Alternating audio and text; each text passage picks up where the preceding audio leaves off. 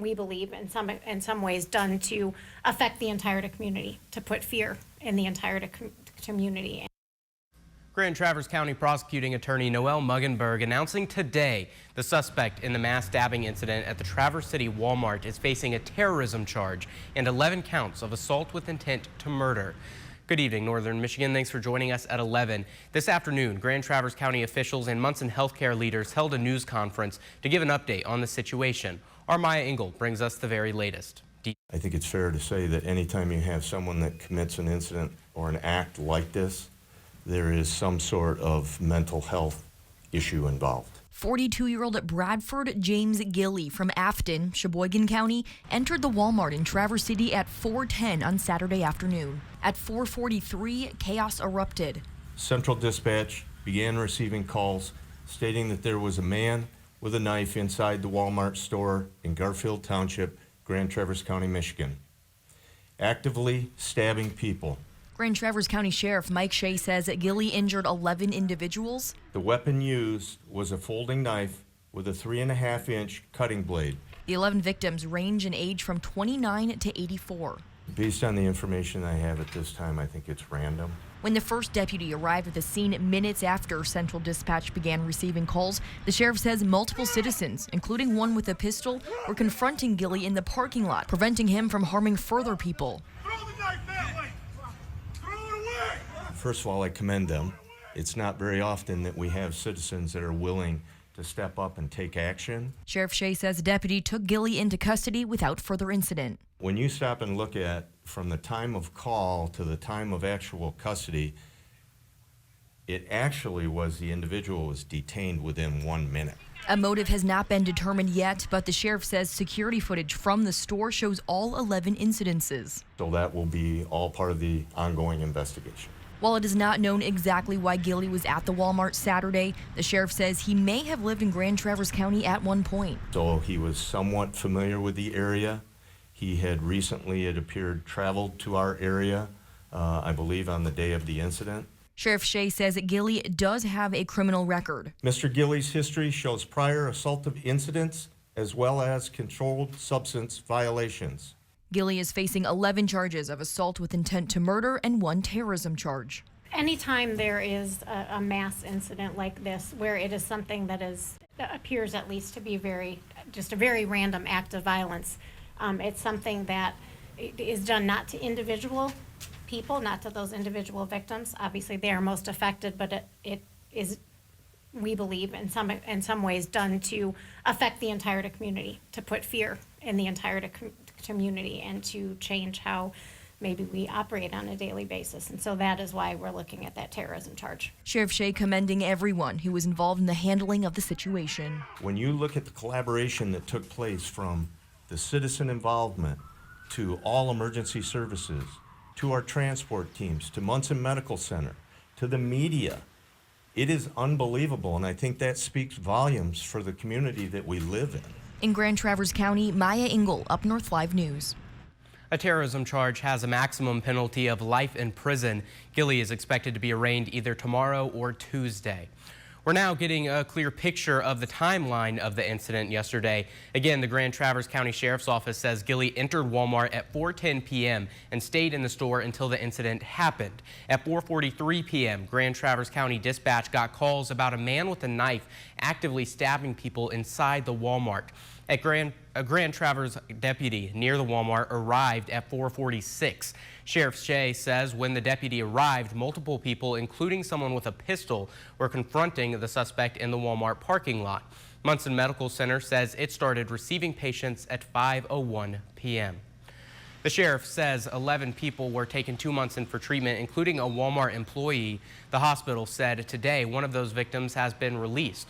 2 are serious and 8 are in fair condition. Munson healthcare leaders today praising its staff's response to the mass casualty situation.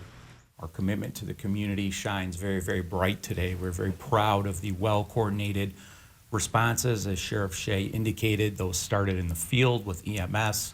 They continued to carry over on-site at Munson Medical Center, where patients were met inside of our emergency department, our emergency center, with all of our healthcare personnel standing by.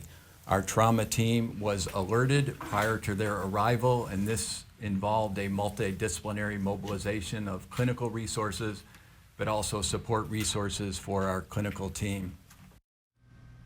The list of the victims includes a 70-year-old man, an 84-year-old woman, an 82-year-old man, a 29-year-old woman, an 80-year-old woman, a 67-year-old woman, a 38-year-old man, a 39-year-old man, a 65-year-old woman, a 41-year-old man, and a 55-year-old man.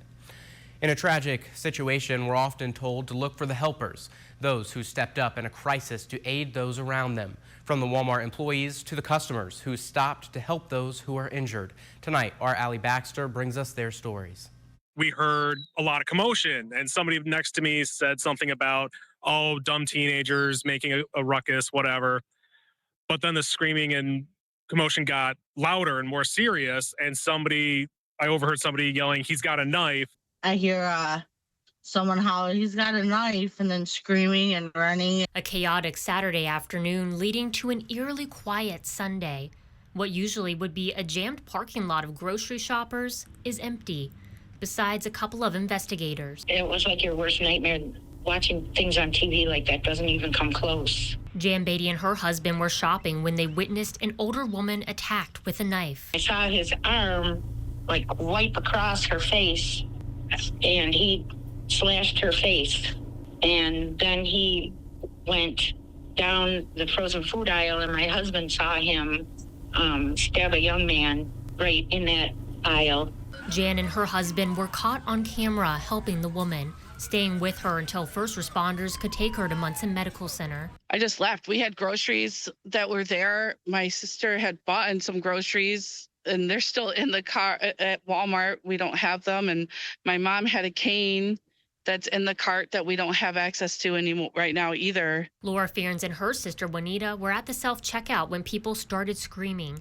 The next thing they knew, they were putting pressure on a victim's wound. I would just hope somebody would do the same to me, if I was her in that situation. My mom's always taught me to, if you could be helpful, to help. But the impact of what the sisters witnessed is sticking with them. I had a bad night. I had some nightmares. We went to Family Fair afterwards, and the checkout's right there. And in my head, I'm like, well, this could happen right here, And it's now making me second guess everything of what I should be going, or look at all the people as I go by now. This incident has left its mark on a community. Even one of our own employees was affected. He and his young children were inside Walmart at the time before being ushered outside. He says trying to explain to them what happened is difficult. They keep asking, why did we leave the store? They were more bummed that we left the bottle of bubble bath in the cart. So they kept asking specifically about why did we leave the bubble bath, and trying to explain to them that your lives are much more important than any stuff. Trying to explain that to them at their level so that they understand, it was not safe, that we had to get them out of there as soon as possible. In Grand Traverse County, Allie Baxter, UpNorthLive News. During the news conference today, prosecuting attorney Moeggenberg also pointed out counseling options available to community members. They include a community counseling center offering free counseling to anyone affected by the incident, and Northwestern Michigan College's Innovation Center. That will be open Monday through Wednesday from 10 a.m. to 7 p.m. Grand Traverse Mental Health Crisis and Access Center offers 24-hour counseling. She also relayed a Munson Healthcare Crisis hotline number, which is on your screen. Lawmakers reacting across the state this weekend. Traverse City Mayor Amy Schermerhorn and Interim City Manager Benjamin Marentet released a joint statement this morning. They said, quote, "Traverse City is a place of love and firmly denounces all forms of violence. We offer up love, support, and peace to the victims and all who care about them, our first responders and healthcare providers."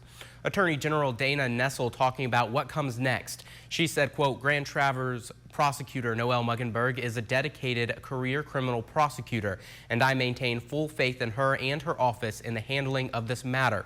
My department has been in touch and has offered our assistance wherever it may be valuable." FBI Deputy Director Dan Bongino said FBI personnel are responding to provide any necessary support to the Grand Traverse County Sheriff's Office in their investigation of the attacks. And a showing of unity tonight from the Walmart in Cadillac. The staff taking a picture with a sign that says Traverse City Strong. The post on their Facebook page included a caption that said, quote, "We stand with you. Our thoughts and prayers are with you and the entire community as you try to heal from this horrible tragedy. We are not just neighbors, we're Walmart family."